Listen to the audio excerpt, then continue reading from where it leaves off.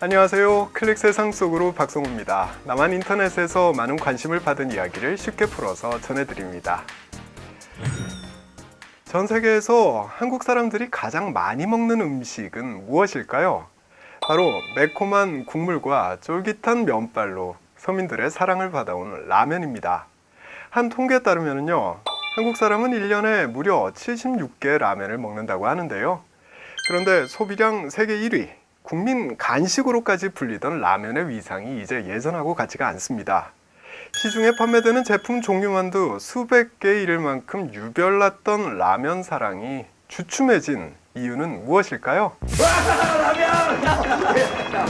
남쪽 사람들이 적어도 5일에 한 번씩은 먹는다는 라면 시장의 연 매출이 사상 처음으로 2조 원을 넘어선 것은 지난 2013년이었습니다. 당시 라면 시장이 활기를 띈 것은 자신의 입맛에 맞게 라면과 다양한 재료를 섞어서 요리해 먹는 게 대유행이었기 때문입니다. 그러니까 짜장라면과 일반 라면을 섞거나 라면에 만두나 치즈, 삼각김밥 같은 재료를 더해서 자신만의 라면을 만들어 먹는 거지요. 자신만의 방법을 개발한 사람들은 사회관계망 서비스의 조리법을 공유했고 라면이 먹고 싶은 유행하는 음식이 된 겁니다.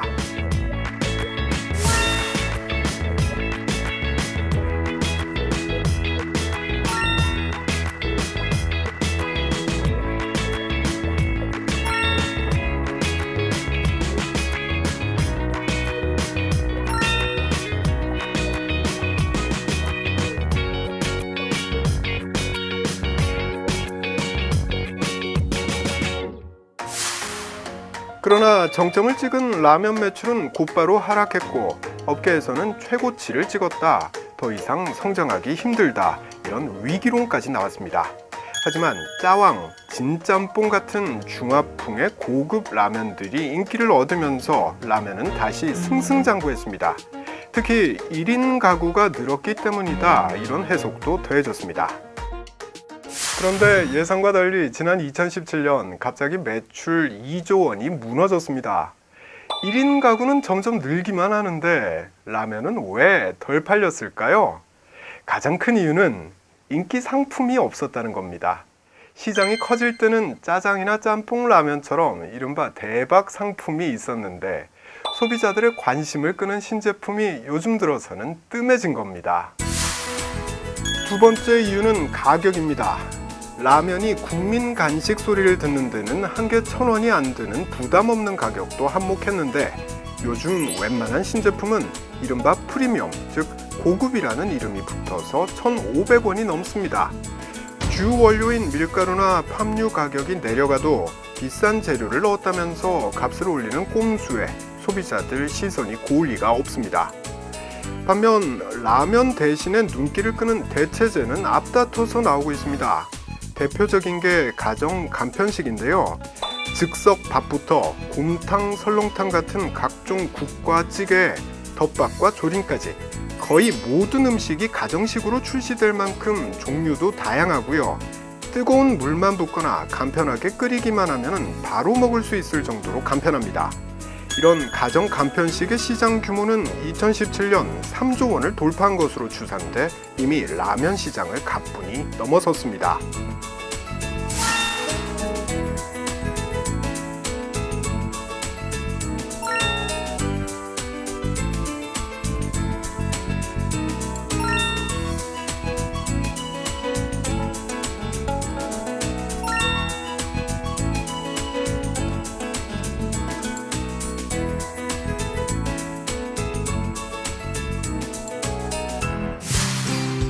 남한에서 라면이 처음 만들어진 건 1960년대입니다. 당시만 해도 남쪽에는 먹거리가 부족했는데요.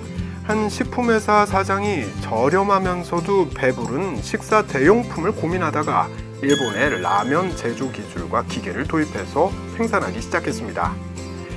1963년 처음 생산된 삼양라면의 가격은 김치찌개가 20원이던 시절 그 절반 가격인 단돈 10원이었습니다. 최초의 라면은 닭고기 육수 맛이었는데요. 당시엔 하얀 국물 맛이 좀 밋밋해서 기대만큼 인기를 끌지는 못했습니다. 이후 55년이라는 시간을 거치면서 소고기 맛의 매운 국물인 일반 라면부터 해물라면, 볶음라면, 중화풍라면까지 다양하게 발전해 왔는데요. 국민의 배고픔을 달래주기 위한 대체 식품이었던 라면이 이젠 하나의 음식으로 대접받으며 진화한 겁니다. 현재 남한의 라면 시장은 포화 상태를 맞고 있습니다. 그래서 라면 업계는 해외 판로 개척에 적극적인데요. 벤또 혹은 밥과학이라는 의미의 도시락 라면은 러시아에서 국민 음식으로 대접을 받고 있고요. 일본과 중국에서부터 중동과 아프리카는 물론이고 유럽의 지붕인 스위스 융프라우 정상에서도 한국 라면을 맛볼 수 있을 정도로 인기가 높습니다. 하지만 정작 한국에서는 그 인기가 주춤한 건데요. 가정 간편식의 공세 속에서 더 새롭지 않으면 예전의 인기를 되찾기는 어려울 것 같습니다. 그래서 라면의 변신, 아직은 좀 더 두고 봐야 될 것 같습니다.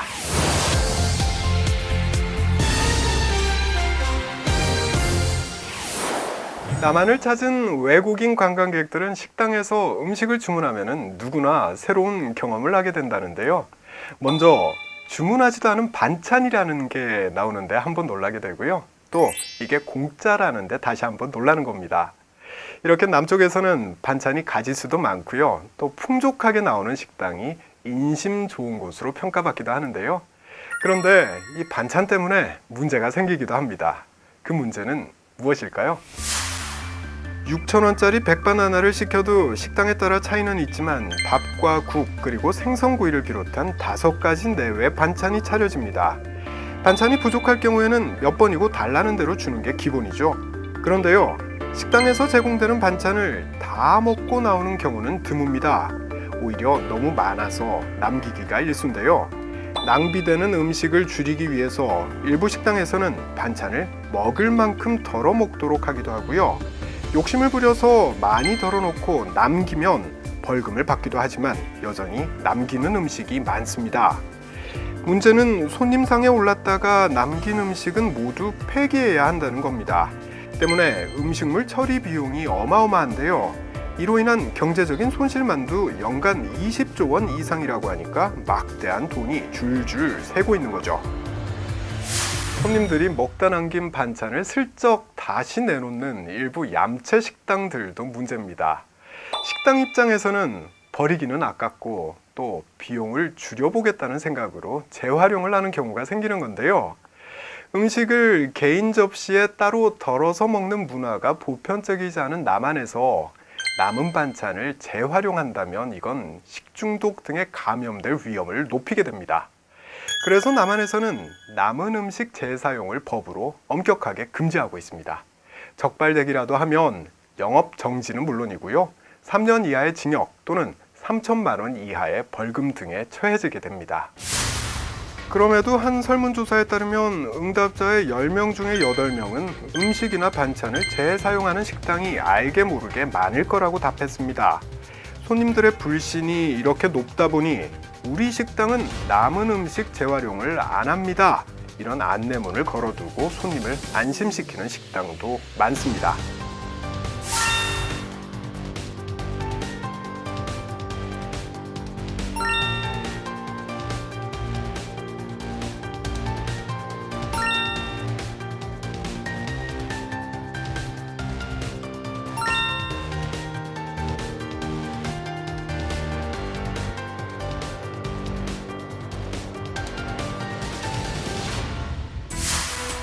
음식이나 반찬 재활용 문제가 나올 때마다 이제는 바꿀 때가 되지 않았냐 이런 생각을 하는 사람들이 많습니다. 간단한 음식을 주문해도 여러 가지 밑반찬이 나오고 특히 한정식의 경우 접시를 포개 놓을 정도로 밑반찬이 많이 나오는 거 이건 낭비라는 거죠.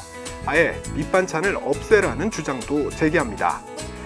하지만 식당 주인들의 입장은 다릅니다. 당장 밑반찬을 줄이면 손님이 줄어들 게 뻔하다는 거죠.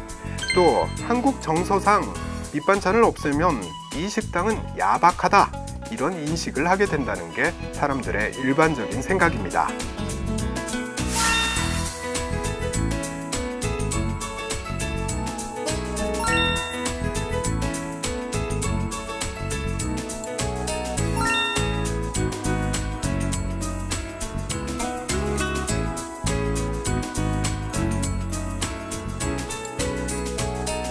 저부터도 당장 즐겨 찾는 식당의 반찬 수가 줄어들면은요, 섭섭함부터 느끼게 될 것 같습니다.